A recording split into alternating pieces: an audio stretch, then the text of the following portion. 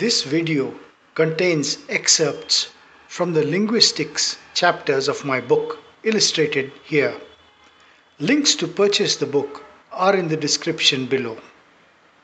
The Aryan invasion story was invented specifically to claim that the Sanskrit language could not have been in India originally, but was brought to an uncivilized heathen India by superior white conquerors from Europe. Since there was no language older than Sanskrit to be found anywhere between Europe and India, a language called PIE or Proto-Indo-European was invented, and it was simply placed at a convenient spot between India and Europe in an area of flatlands called the Eurasian steppe. PIE itself is an invented language, and no one can claim that it was a real spoken language in prehistoric times. Over and above this, there is absolutely no evidence whatsoever of any ancient mother language spoken in that region. There are no folk narratives, ancient tablets, potsherds, stone carvings, or legends. In fact, most of that area has people speaking what are called Turkic languages, which have no connection with Sanskrit or other European languages. However, PIE had to be placed there for convenience, and lack of logic or evidence is glossed over, while lay people are misled into believing that PIE was a real spoken language. This white lie has never mattered much for the linguists and academics who have propagated the bluff for over 200 years. PIE was invented by taking parts of words from known modern and archaic languages, picking shared syllables, and imaginatively creating what might have been an ancient word in an unknown mother language using words from known languages. It is akin to making a cheese sandwich from bread, butter, and cheese. The end result may seem pleasing, but one cannot later make the claim that the sandwich existed originally and bread, butter, and cheese have come from sandwich. Yet, this is exactly what is being done for PIE in reference after reference, in dictionary after dictionary.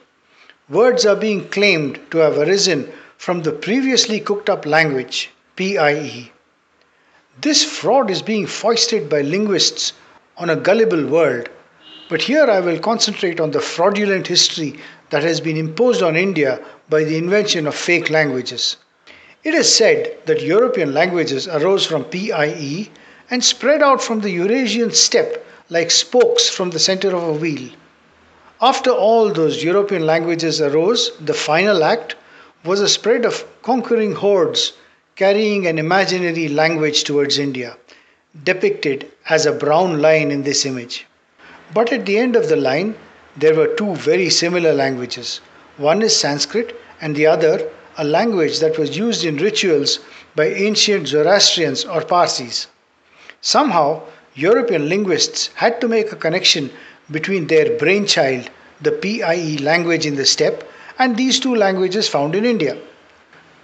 What linguists did was to invent one more language called Proto-Indo-Iranian, and claimed that Proto-Indo-Iranian speaking people went towards India and split into two groups.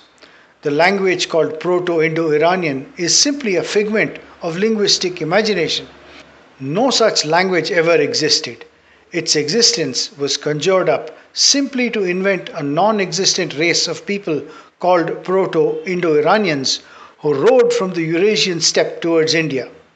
Evidence of this language does not exist because the language itself is a cooked up concept which never existed in reality. But yet, in debate after debate, book after book, one finds serious people speaking of what the Proto-Indo-Iranians were doing. It is astounding how far a bluff can go. Finally, we come to a language called Avestan. One can search through 3,000 years of Zoroastrian history, and still one will never find the name Avestan for the language spoken by Zoroastrians. The language Avestan itself was reconstructed by linguists. The word reconstructed is a code word used by linguists when entire languages are cooked up.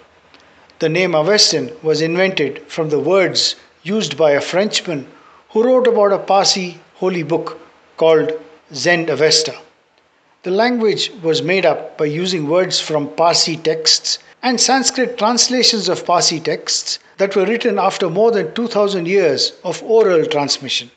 Parsi and Sanskrit scholars point out close similarity between Vedic hymns, especially from the Atharva Veda and Parsi Gathas. The Zoroastrian language, which was never called Avestan, was a Prakrit or a daughter language of Sanskrit. If we remove the fake cooked up language called Proto-Indo-Iranian, then Avestan itself ceases to exist and this entire fairy tale of people migrating to India from the steppe collapses. But the fable has lasted so long that Western university linguistics departments have to keep up the bluff to protect their reputation and funding. There was no migration, there was no Avestan. The real connection is between Sanskrit and Iran. Old Iranian language and even modern Persian have Sanskrit roots. It is entirely possible that there was an original grandmother language or Mata Mahi Bhasha, which then split to give us Sanskrit and Zoroastrian Iranian branches on one side and European languages on the other side. We can remove the Indo from Indo-European and let Europeans have their Proto-European language from the steppe or wherever it may please them to locate it. Thanks for watching. Please share and subscribe.